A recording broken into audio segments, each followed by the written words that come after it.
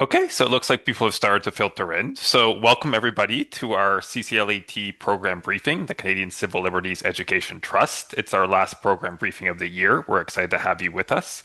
And we're excited to cover our innovative national education programs and eager to fill you in on all the work we've been doing in 2025. So before we get started, I'd like to take a moment to offer a land acknowledgement. We recognize that our speakers and participants are joining us from many different places across Canada today. We encourage everyone to take the time, where possible, to learn about the Indigenous lands which they live and work. That said, I would like to acknowledge that CCLA's office is located in Toronto, which is the traditional territory of many nations, including the Mississaugas of the Credit, the Anishinaabe, the Chippewa, the Haudenosaunee, and the Wendat peoples. This land is now home to many diverse First Nations, Inuit, and Métis people. In the spirit of reconciliation, we acknowledge that the land that the Indigenous peoples have lived on and cared for since time immemorial. We are honored to be able to live and work on this land. With that being said, I would like to pass it over to our Executive Director, Howard Sapers, to do a quick introduction. So, Howard, over to you. Thanks very much, Michael. And I just want to add my personal welcome to all of you who joined to sign in on this webinar. I'm not going to take any more time than that. And I'll ask Nat Paul, who is the Director of Education for the Canadian Civil Liberties Education Trust, to take it away. Thanks, Nat. Thanks, Howard, and thanks, Michael, and thanks to everybody who's made time this afternoon to join us. I know that a lot of us are sort of limping towards the finish line and looking forward to a little bit of time off in the next couple of weeks. So I really do appreciate everybody who's gone out of their way to hear a little bit more about what we're doing. And it's lovely to see you. We've had a great year, and we're really excited to take a moment to talk about it. So I'll introduce myself. So I'm the director of the education program here at Canadian Civil Liberties Association. I sort of make higher level and organizational and strategic decisions about what kinds of programs and what kinds of partnerships we're looking to enter into and think about this all in the context of what our funders' priorities are and what the organization's priorities are. So that's a little bit about how I orient myself to the work. I'll ask my colleague Megumi, who's sharing the load with me today. Megumi, can you just do a little bit of an introduction for yourself as well? Thanks, Nat. Good afternoon, everyone. My name is Megumi. I'm the senior manager for the education program, mainly looking over the newcomer and elementary school programs. I've been here about 2 years and really glad to be here. Thanks, Nat.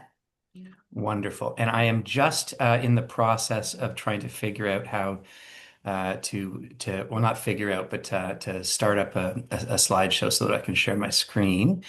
And there we go. It looks like we have it. And I'm going to try this one more time. Sorry, this is funny because literally every time I do this, I figure I need to, uh, do it. Have to learn how to redo it. So, all right, there we are.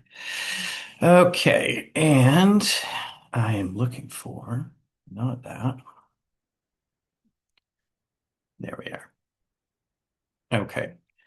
So I think everybody should be able to see that. And let me just get the right version of it, which means uh,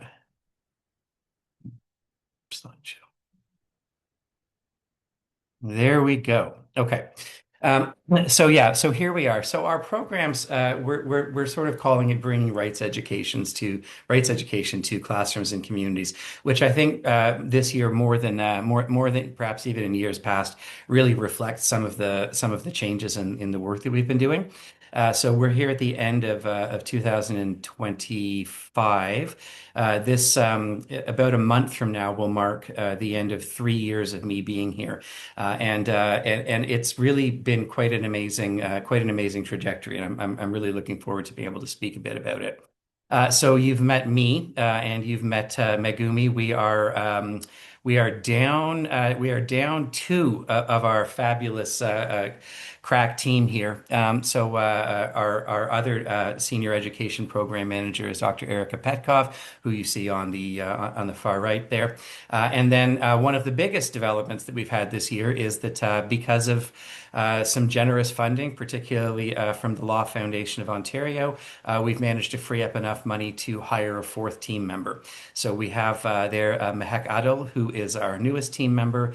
Mehek is a lawyer trained and called in Pakistan, but also called here in Ontario to the bar, and has been doing fabulous work with us since she started out in the summertime.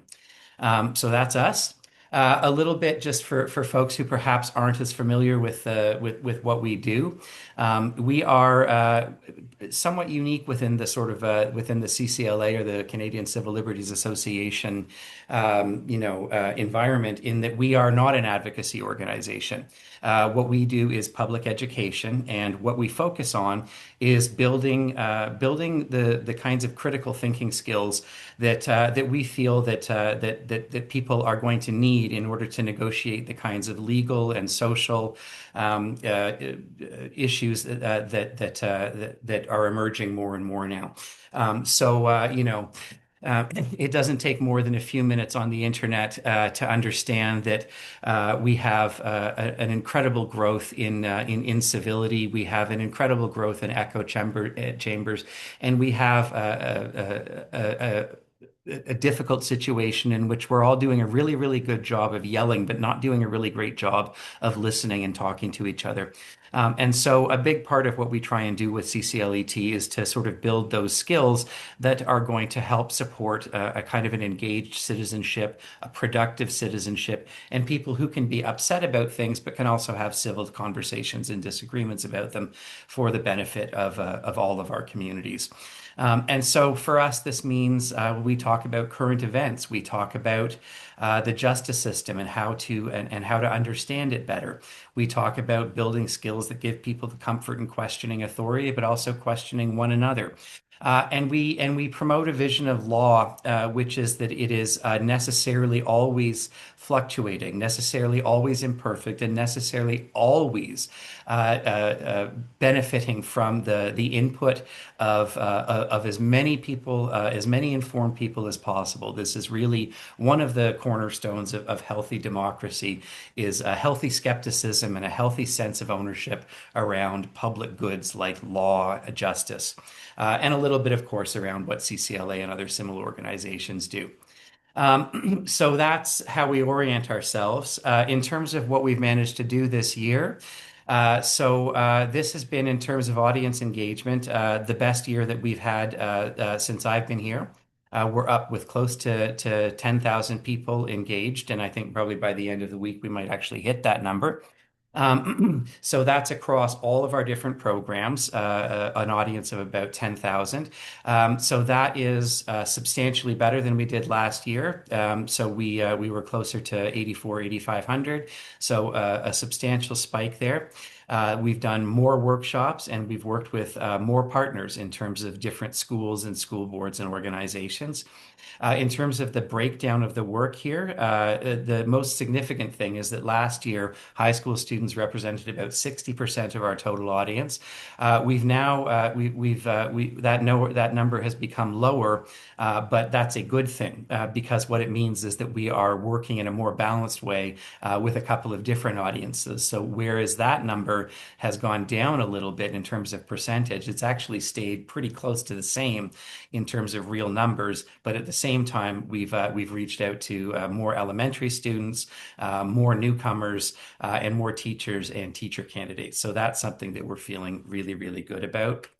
I'm going to speak a little bit about schools, and then Megumi has a real expertise in talking about some of the adult programming. So I'll turn it over to her at that point. But to begin with the idea that what we're doing in schools, so as I alluded to earlier, is we're teaching what we sort of call the habits of democracy. And so I'm not sure how much our audience right now is skewing towards sort of legal folks as opposed to folks from other parts of the community.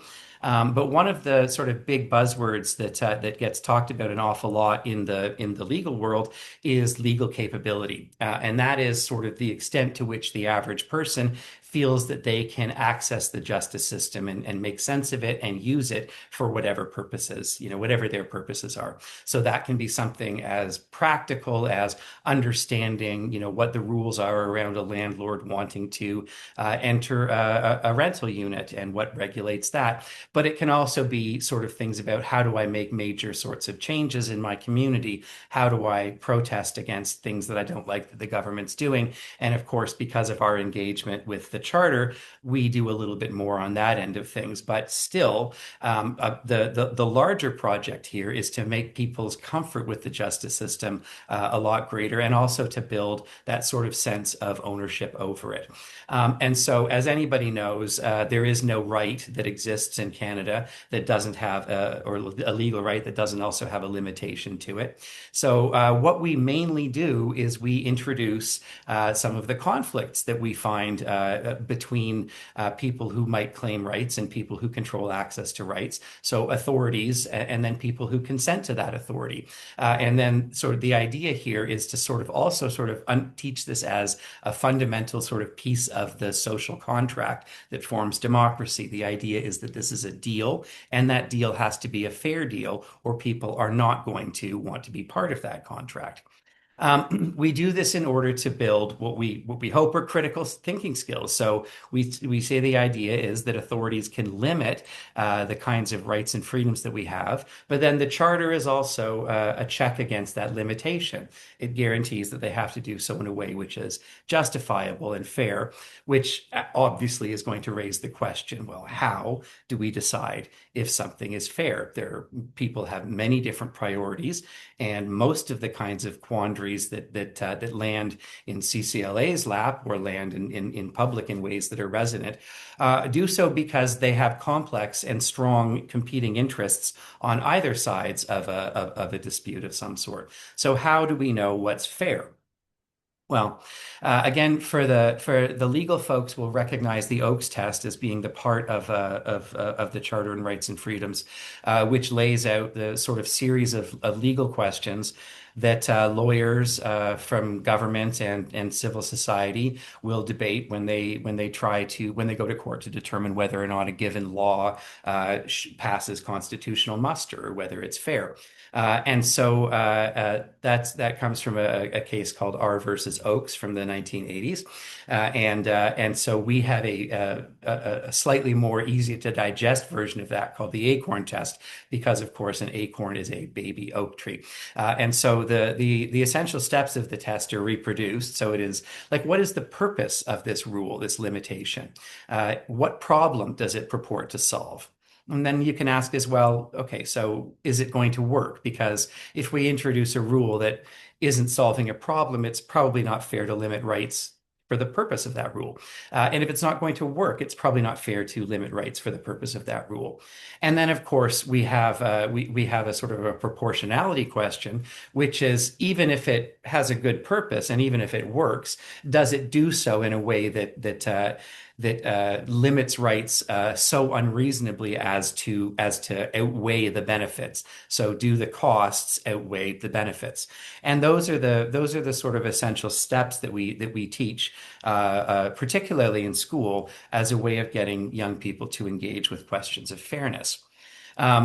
So one of my favorite ways to do this has actually been an organic experiment where I talk about school bathrooms, because one of the things that young people have told me is that their bathrooms are frequently locked, and I've asked why this is, and it's because it is a response from school administrators to shut down on what is rampant vaping and rampant vandalism that occurs in high school bathrooms. There are wonderful bits of journalism with titles like high school bathrooms, the new war zone in the control for, meaning in public schools. And I actually have found this to be true. And it's really interesting for me when I talk to kids about what kinds of things.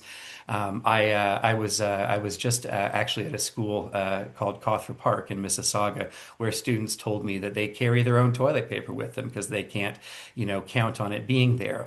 My Some of my favorite collections of these stories have been, a school in Windsor where randomly a toilet will appear to be full of ground beef from time to time, or a new one that I've heard about in Aurelia, where apparently people bring roadkill into the washrooms and leave it there.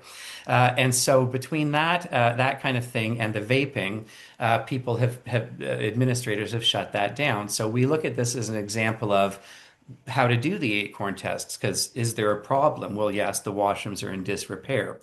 Is locking the doors going to stop that? Well, no, because the kids cheerfully inform me that they will vandalize harder and vape elsewhere. So it doesn't actually do anything beyond sort of a not in my backyard approach. And then, of course, it brings with it the unintended consequences of making it harder for folks to get to class on time because the washrooms are more crowded, making it difficult for people who, might need to use an accessible washroom to find a time to do that, and just generally being a less pleasant experience. So I like to talk about that with high schools because it really gives people an opportunity to think about, the something that's really from their own experience. So we will use things like those kinds of examples or real legal cases to get kids to apply the ACORN test and to go through the steps of the OAK test or the OAKS test in a much more sort of familiar and accessible kind of way.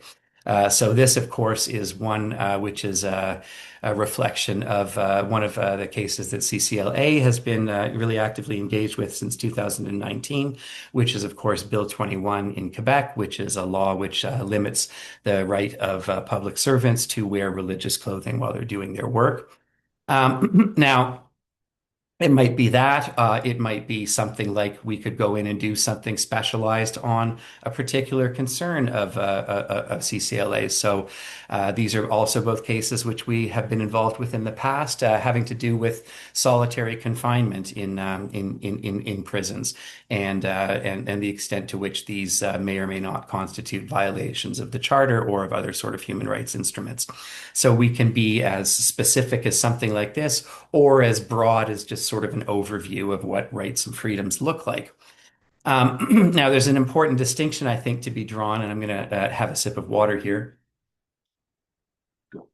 between what we do with older kids and what we do with younger kids, because, if I go, back a slide here, people will recognize Ashley Smith as somebody who died by suicide, while in custody. And obviously, I'm not talking about things like death in custody. I'm not talking about vaping in bathrooms. When we're talking to kids who are, in grades 1, 2, 3, 4, and things like that. And so we have a sort of a different approach to talking to younger people. A lot of this comes from the phrase, which we hope to live by, which is knowing your audience and understanding what's realistic for these. So my wife, some of you might know, my wife is a kindergarten teacher, and every fall she has Terry Fox Day, as every school does, in Canada does Terry Fox in the fall. Um, and she sent me this text one day because, as a kindergarten teacher, she really does have to remind all of her students that Terry Fox was a human and not actually a fox. Because when you tell, children who are, as young as 3 when they enter junior kindergarten, no, it's Terry Fox Day and we're all going to run. It's quite reasonable for kids to think, yeah, there was a kid named Terry or a fox named Terry, and Terry was a really, really good running fox, and I'm going to run like Terry. I'm also a fox. fox, I'm really a fox. And as I think of this, I don't know if anybody else caught it, but there was another thing that happens at around the same time as Terry Fox Day is Orange Shirt Day, is the Day of Truth and Reconciliation. And so, of course, this year we lost one of the great champions of this movement in Senator Murray Sinclair, and there's not enough that can be sort of said about the life and work of this man. But on September 30th of this year, people may have caught on the CBC his son Negan and his nieces Stephanie and Sarah being interviewed by Matt Galloway. And one of the stories that Stephanie told was about her own son and how much she wanted him to be prepared for September 30th. And so, I mean, you can't imagine a better, a ground to be learning about these things. So she told her son, as he was, he would have been, I gather, 4 or 5 at the time.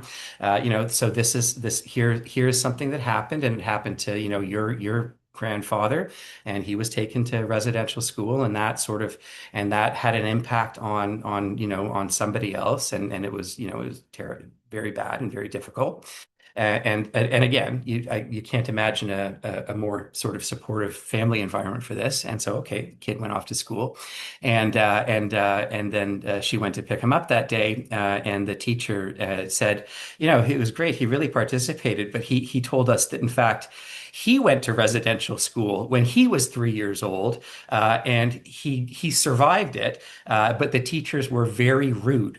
So the sort of concreteness of young children, I think, can't be underestimated. And so you do things and you make choices as an educator about what you really think you can get out of a session with them and what you really want to get them to learn. And so for us, I mean, imagine a continuum of complexity. But what we really do want to focus on is rules, because the principle of rules being fair doesn't really apply only to government. We are subject to authority in all kinds of our places, and children in particular are subject to authority at home and at school. So we want them to think about rules, why we have them, and how they help us, but also how sometimes they can hinder us. We want to talk about power and that there is power involved in making rules. And we want to say that just because somebody has the power to make rules, it doesn't mean that the rules are always going to be fair. So we can ask questions about what we can do when rules aren't fair. And what's lovely about this is that this is the core principle that operates whether we're talking to a 6-year-old or we're talking to a 16-year-old. It's the same kind of thing. Rules are about power, and power is something which has to be checked. And it's up to individuals to do that. And here we are talking about an organization which actually does some of that as its mandate, as its reason for existing.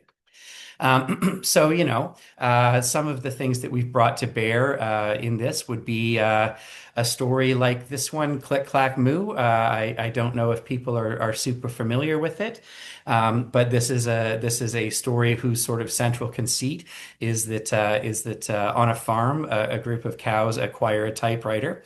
And they use that typewriter to make a series of demands of their what is essentially their government, so their authority, which is Farmer Brown. And to wit, they say that the barn is very cold and they would like blankets, and they enter into a sort of discourse, sort of a civil disagreement discourse with the farmer about whether they should have blankets and under what circumstances and so forth. And this becomes a really useful tool for talking about free expression, but also talking about power and models of government versus governed. And as the cows start to marshal more resources and more support, we talk about things like freedom of association and protest rights and a whole bunch of other things that come out of the story. Some of you might as well be familiar or more familiar with a series of short videos that were made by one of my predecessors, Danielle McLaughlin, who was in this role for a very, very long time. So these are short videos which focus on an authority figure. You can see here that's Mayor Mo. Mayor Mo has a tendency to make rash political decisions, which have unforeseen complications or unforeseen consequences. And so it is actually structured very much around the ACORN test. So all of these videos are videos that we can show to young people and then have them work through the questions of, so what was the purpose of the rule? And was that good? Did it work? And if not, sort of what else did it do? And so, so if we do that with younger students, and imagine then we give kids who are older, a little bit more sort of sophisticated information and ask them to deal with more sophisticated programs. So, we might have a singular focus. So today I was speaking about two things. I was speaking about the notwithstanding clause as well as another case which has been interesting. But it might be, something like what your rights are when you're dealing with the police. It might be something like looking at, again, for people who are familiar with sort of the legal landscape, the case of the Queen then and Donahue Grant, from where we get the Supreme Court's explication of what psychological detention is and how that works and how, I mean, one of the things that it really asks is, do you have rights if you don't know what your rights are, and what is the responsibility of the government to protect your rights even when you don't know what they are. So we do sort of we examine these things using sort of key legal cases. We look at related legal tests. So Grant is a good example of one that comes with a legal test, and then engages as well with questions around remedy. So I will ask kids, what would you do in this situation where you had found, evidence of illegal activity, but that evidence was gathered in a way which violated somebody's charter rights. So what then is the obligation of the justice system to how to weigh those two considerations in determining what to do with that evidence and whether to carry it forward in the prosecution of an accused person. So lots of stuff around emerging issues in data and privacy, and how law and social change work. And so we'll typically get kids to we'll get their juices going, talking about really interesting cases, and then we'll send them off to discuss something and then report back to the large group. Let's go. We need to change here.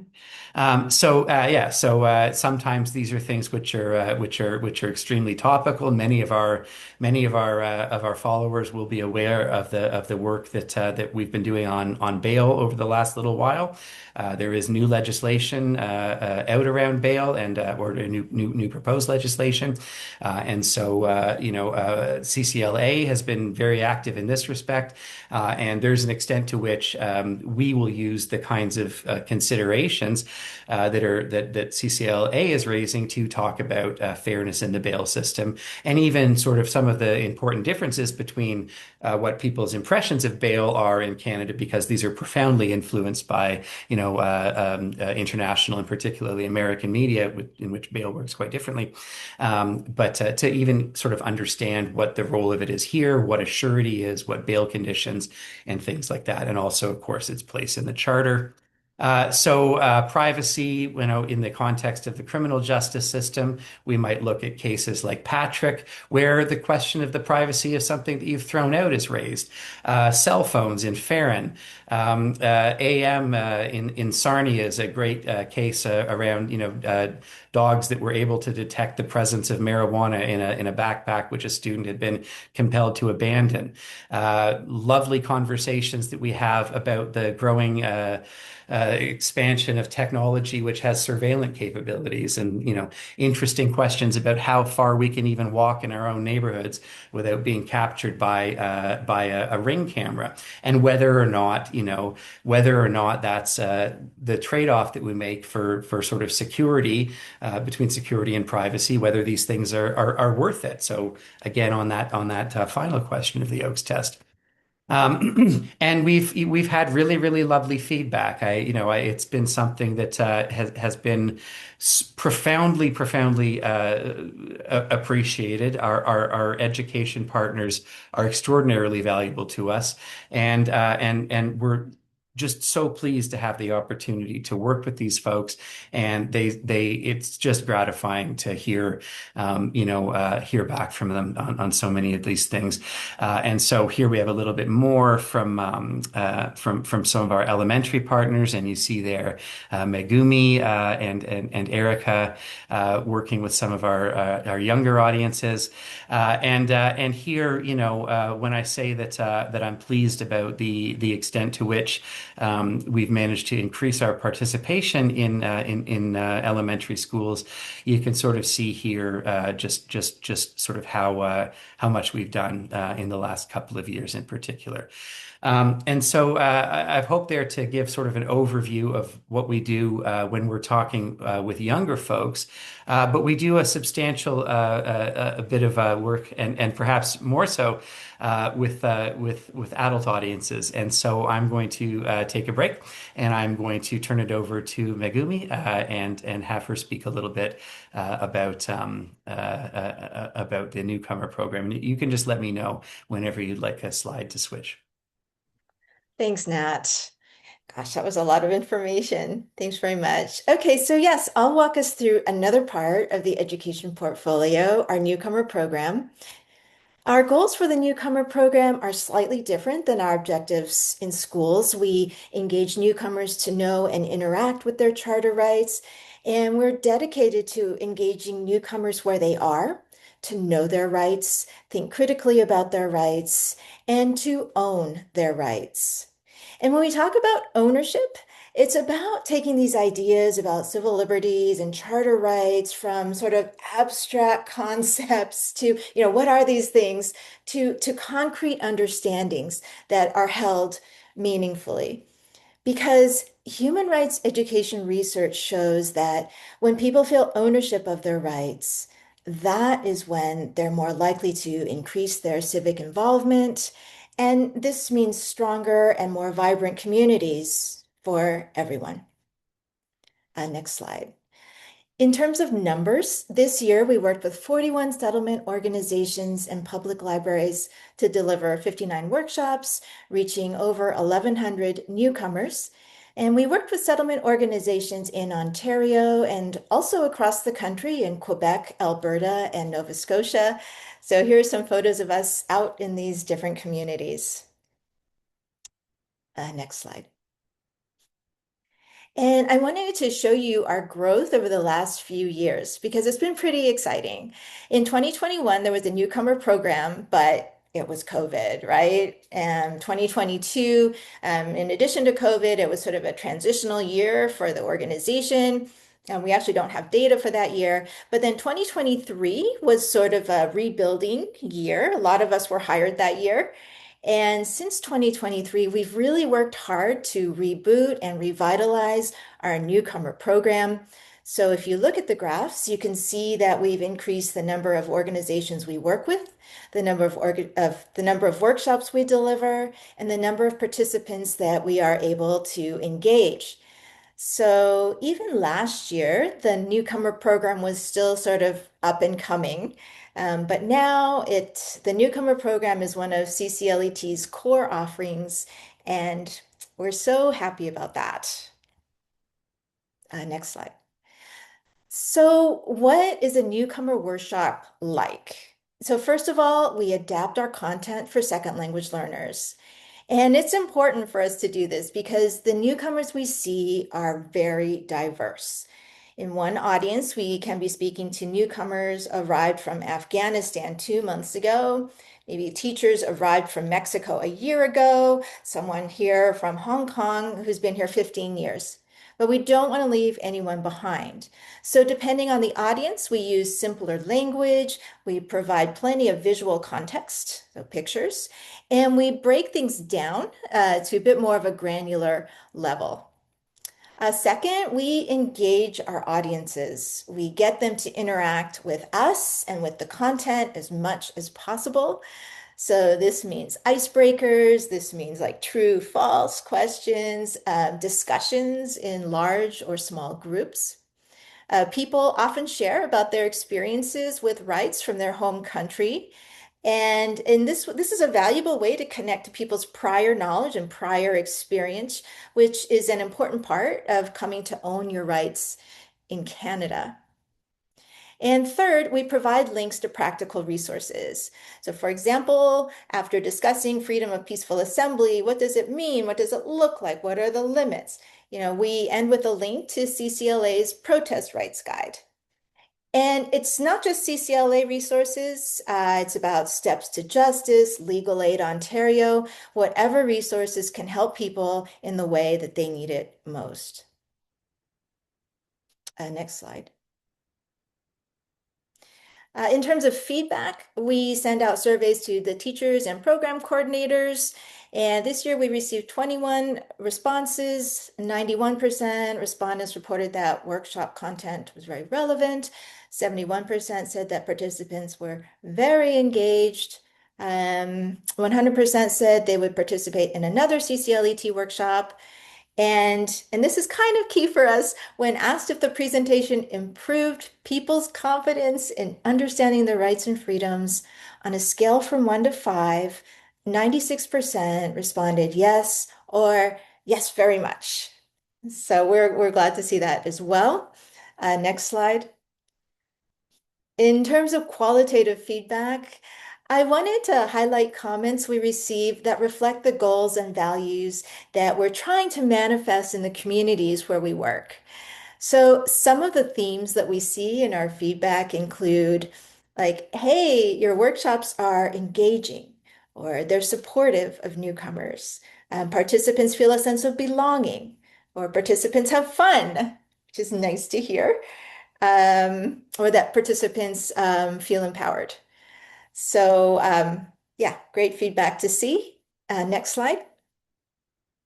And beyond the workshops themselves, this year we deepened our engagement with other organizations in the sector, including OCASI, the Ontario Council of Agencies Serving Immigrants. In February, Nat participated in an OCASI conference called Active Citizenship at the Margins, Civic Engagement in Precarious Times. So he and two other panelists from CLEO talked about accessing justice as a form of active citizenship. And this was just a great way for the CCLET to raise our profile with settlement agencies and to show some thought leadership in this area. We also manned a booth at an OCASI Professional Development Conference in October, which was a great opportunity to meet in person the program managers, the language instructors, and the directors who want to coordinate workshops with us. So we were able to build new relationships with dozens of organizations. It was great. Another relationship that we've deepened this year is with the Toronto Newcomer Women's Services Organization. They run an advanced leadership program offered in partnership with the University of Toronto, Toronto Metropolitan University, and various skills training organizations. Part of the advanced leadership program is an experiential learning placement, and we've been so happy to provide placements this year by hiring 2 temporary independent contractors. Mona Zarmin was a rights educator from India. She was with us in the spring, and Stephanie Ospina Corral, a lawyer from Colombia, was with us from October through December. And both these women worked so hard. They learned the content, they developed materials, and both of them really helped us extend our reach. Mona translated promotional materials into Arabic and did a lot of outreach. Stephanie facilitated workshops for us in English, and she'll also deliver CCLET workshops in Spanish in January at the YMCA of Greater Toronto. Next slide.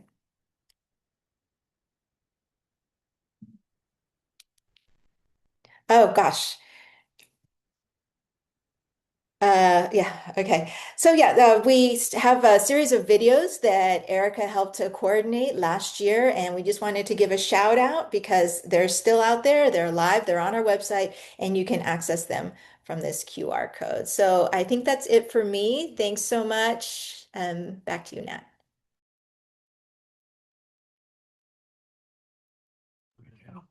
Yeah, no, so thank you, Megumi. That's a wonderful overview, and you've really sort of hit on some of the things that I just think are so valuable about the work that we've been able to do with these folks. So, so when Megumi mentions that Stephanie is going to continue doing workshops for us, we've had the opportunity to keep her on board as an independent contractor. So in that way, we're really looking to make the most out of these relationships. And as they get sort of more deep and more entrenched, I think we're going to see more growth in this area in the time to come.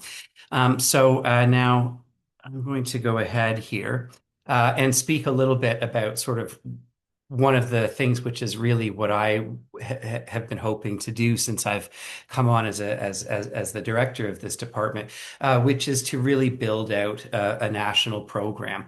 And one that sort of has body to it, one that sort of will exist independently of any of the particular personalities that might in the future rotate through the organization. So something that really has legs and will stand on its own.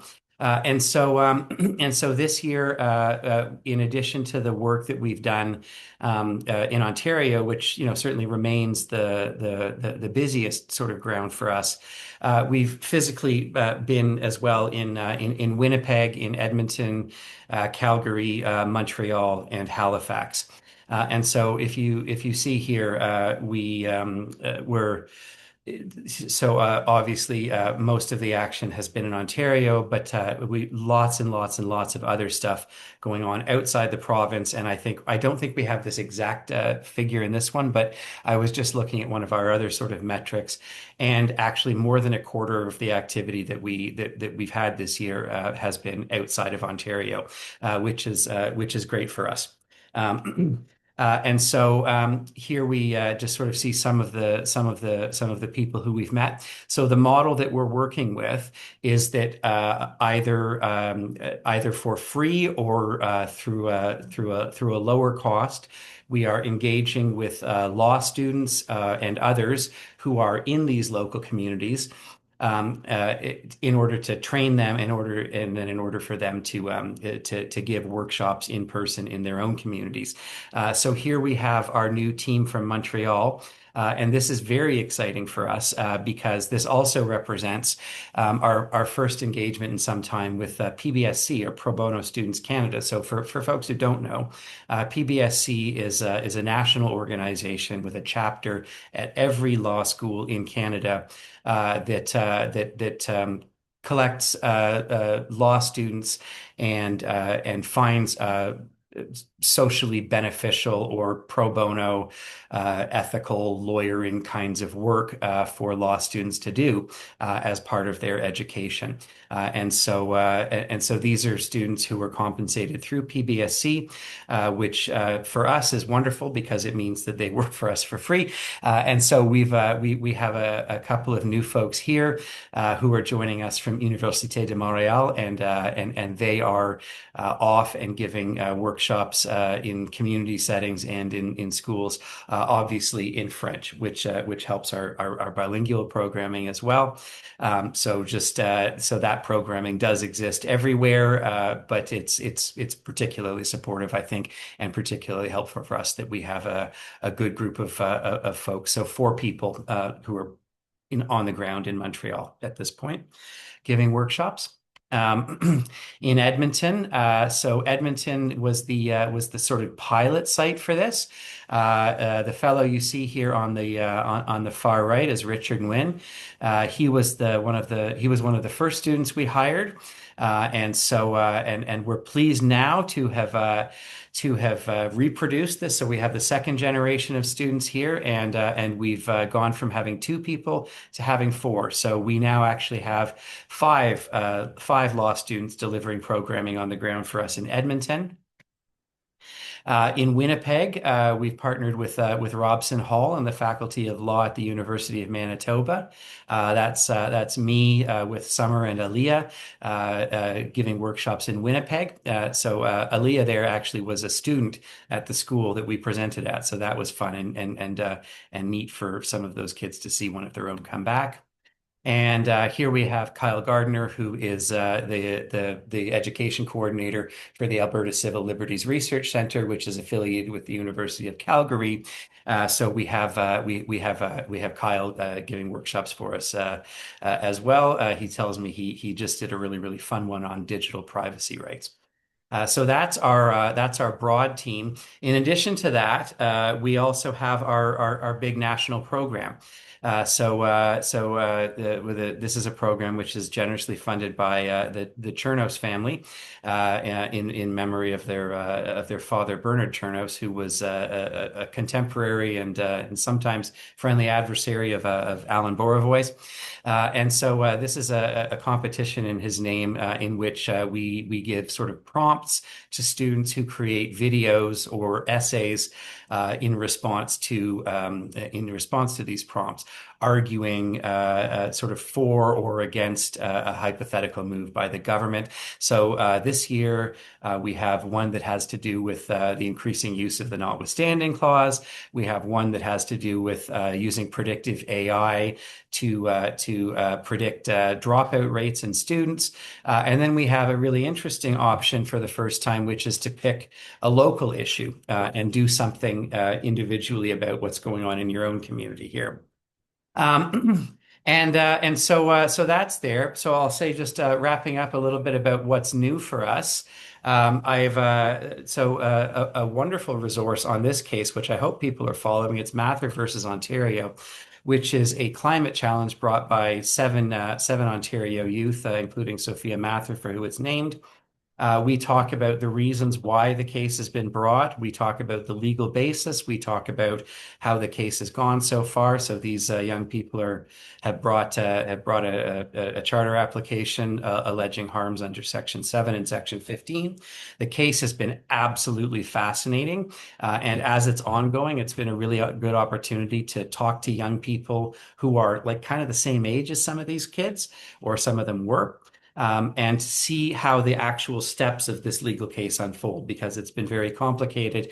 And of course, they were scheduled to be back in court on December 1st and 2nd, but Ontario pulled some of its legislation, which has sort of complicated that. We have the video series that Megumi mentioned. The charter is for everybody.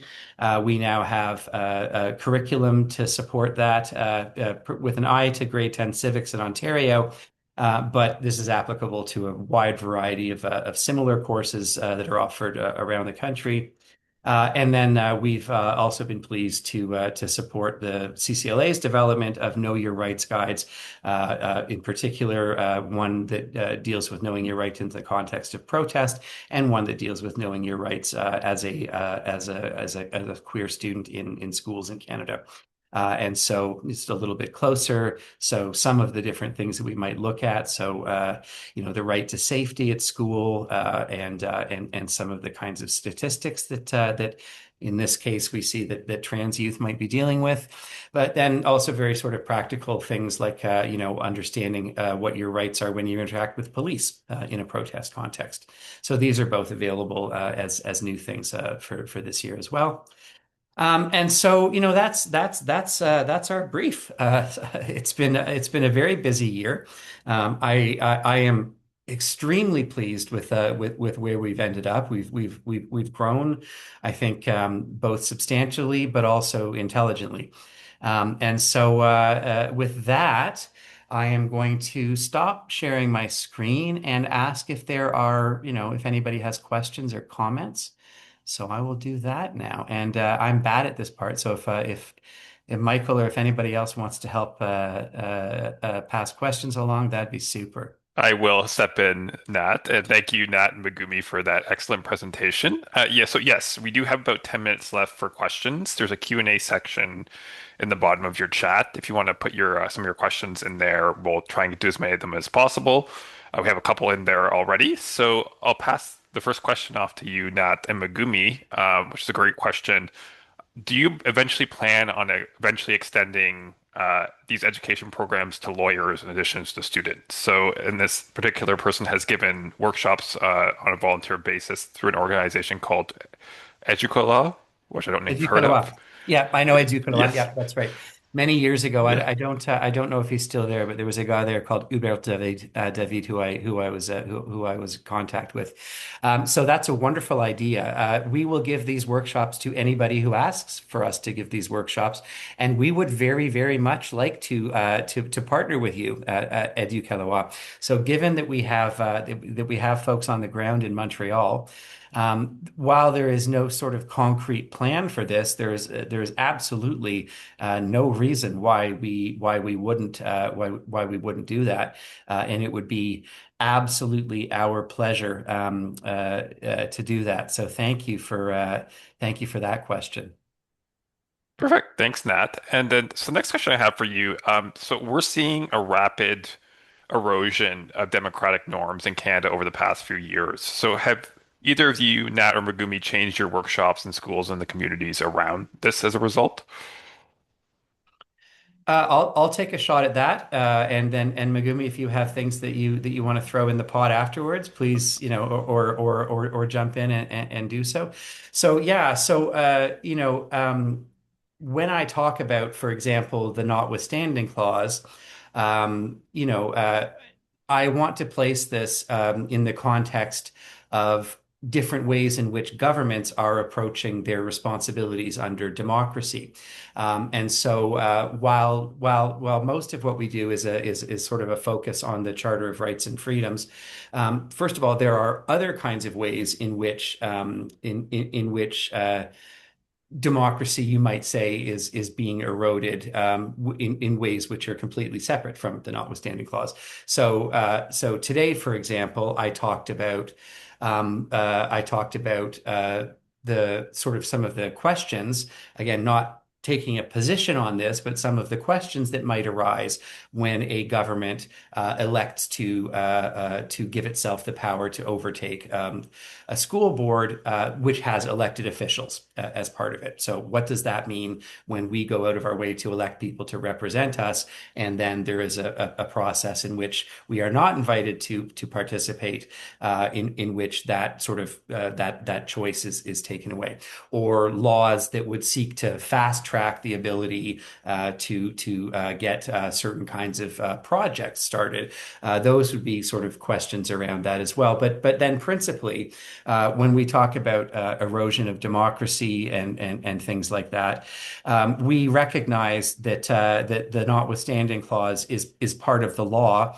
But for folks who maybe haven't followed, CCLA has started a campaign in order to save our charter. It doesn't ask for an end to the notwithstanding clause. It asks for responsible use of the notwithstanding clause on the part of governments. I will go in and I will speak about current instances of use of the notwithstanding clause. And I actually think that there's so many kind of current events. So we've seen it used 4 times in the space of a month in Alberta, so absolutely for me.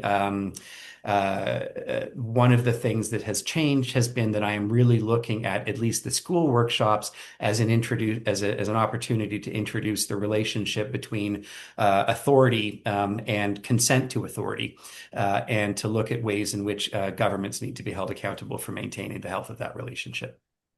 Perfect. Thanks, Nat. So just before we get back into the education questions, I do have a great question that's more focused on advocacy. So I'll take a stab at answering this one. And they're asking, how does Bill fit C9 fit into your work around protesting? So it is something we are concerned about and monitoring. And our Fundamental Freedoms Director, Anais Bussières McNichol, has been doing great work on this. So I refer, if you want to learn more about Bill C9, I go to our website, www.ccla.org, and check out the Fundamental Freedoms Program, and you'll see our latest work on Bill C9. So get back into questions about educate. Are your education programs Are you considering offering these presentations to seniors and maybe in churches or community centers? Is that been something? Yeah, Megumi, have you seen seniors? I can't. I feel like you might have. I did. I Yeah, did a workshop for seniors in a library in Whitby. It was a riot. We had some, yeah. yeah. So it's something that we've done. It's something that we would be very happy to do. We I did a program in East York not too long ago, which the attendance wasn't fantastic, but it was seniors who were also newcomers. So it was a newcomers seniors program. So one of the real pleasures of working of working with folks who we've met through OCASI but also through the various public library systems, is to have learned that there's a good deal of coordination between public libraries and settlement organizations, and they will do things like put on, classes that are for newcomer seniors. So both of those things, and it's fabulous. One of the things that I have come to enjoy about talking to seniors is I guess they don't have any compunction left about just sort of sharing their perspectives. So we have this really interesting phenomenon where we get really young people are very very forthcoming with what they want to talk about, and then people hit this sort of awkward phase between about 14 and 27 where they're too self-conscious, and then they start to talk again, with seniors, I think being among the most engaged and engaging and having a lot to say. So there is we again would be thrilled to speak to anybody who was interested in having us come. And so if the asker is interested in looking further with that, I'm more than happy to follow up, and we can sort of talk about ways to get in touch with us, perhaps at the end of our time together. Thanks, Nat and Megumi. So this is going to be the last question, and then maybe I'll ask both of you for your any final comments you may have. We're getting close to the end, so apologies to anybody who we couldn't reach. So it's getting a lot harder to get into some schools and school boards, especially the Toronto District School Board. So how are you navigating that, and have you found it more difficult than it used to be? Yes, and yes. It is absolutely become more difficult. So um, there are a number of reasons for this. One is this was kind of the direction the sea was changing in already. So a number of sort of things have been in place for several years now, in which we're seeing a little bit more conservative approaches to having people come in and speak in schools, or even having people come and attend virtual, or to give virtual sessions. So whereas at one point we heard much more of the concern was about in person, now a lot of the content that a lot of the subject matter is pretty deeply politicized. And so one of the things that I think is a great opportunity to talk about here is that this distinction between sort of the advocacy mandate of CCLA versus the education mandate of CCLET is important to emphasize at this point, because we don't come into schools and tell people what they should think about a particular issue. What we do is we give them analytical tools, and we give them sort of opportunities to understand how either side of a debate is arguing and making and structuring its arguments. Because the thing is, like, if these were easy decisions to resolve, we wouldn't need court for them. Right? There are lots and lots of kinds of disputes that get resolved without court. Court is for when there are entrenched and good reasons on either side of a dispute. And so we emphasize that that's more our approach. Now, in terms of the actual negotiations, what this has meant is that there are extra layers of red tape for teachers to go through in order to even request a visit. So in some cases, that might mean that some school boards have a pre-existing approved list of what they call vendors. So folks who are approved to go and do talks, and there's a vetting process that's involved in that. So You have to submit to a sort of an examination before you can have that status. I am very pleased to say that I mean we've been operating in the TDSB for quite some time, and we had that status with the TDSB. Again, it fell apart over COVID, and it's taken some time to put it back together, but we finally do have that status with the TDSB again. We have worked on that as well in the York Region District School Board and in Dufferin and Peel. And then there are some boards that haven't asked for it yet, and then there are some boards where we've learned that the status has changed, and so now we have to go through that process. So in practical terms, what that means is that it can take a longer time to book something.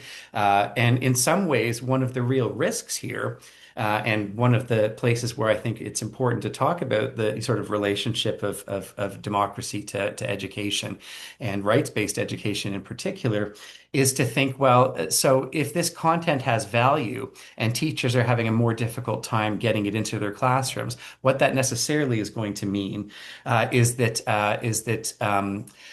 going to be teachers are going to say, you know what, it's not worth it. Which means that a lot that kids are going to unfortunately not have the opportunity to engage with that stuff as easily. So these are very much live issues, and these are very much the kinds of things that when I say I'm working on sort of behind the scenes stuff that is sort of relationship based, those kinds of things are very much part of it, and I do not imagine are going to be less part of it in the near future.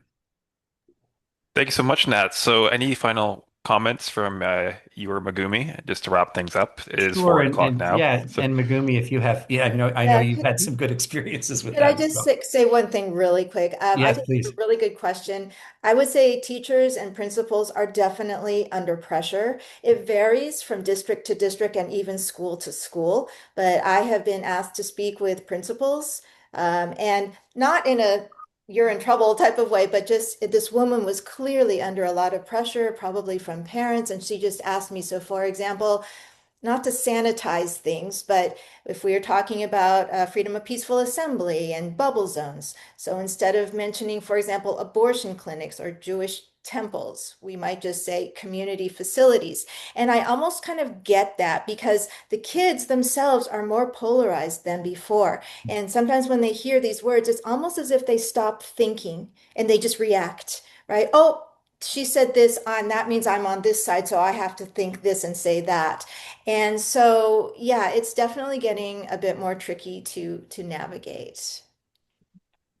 so So I think that's a wonderful thing to say, and it maybe actually takes me back to the very beginning, which is what we said is that what we're really trying to work on is giving people the capacity to have conversations, not shut them down. Because I think Megumi's exactly right. I think many of us, irrespective of political stripe, we know when we hear what we like, and we become less receptive when it's something else. thank you so much, Nat. So I think that's a perfect way to end this out. So we're going to wrap this up. I know it's a couple minutes past 4. So thank you so much for coming. This was the last briefing of 2025. Obviously, we will have more briefings in 2026. So keep an eye on the email calendar for that. We encourage you. You can go look at our work at ccla.org or cclet.org to learn more about what we just talked about today. This was recorded, so we will be sending that around early next week. So look out for that if you want to watch it again or miss parts of it. But other than that, we hope you all have a great rest of 2025, and we look forward to seeing you in 2026. And thank you so much again for your support in 2025. So bye, everybody. Thank you. Bye bye.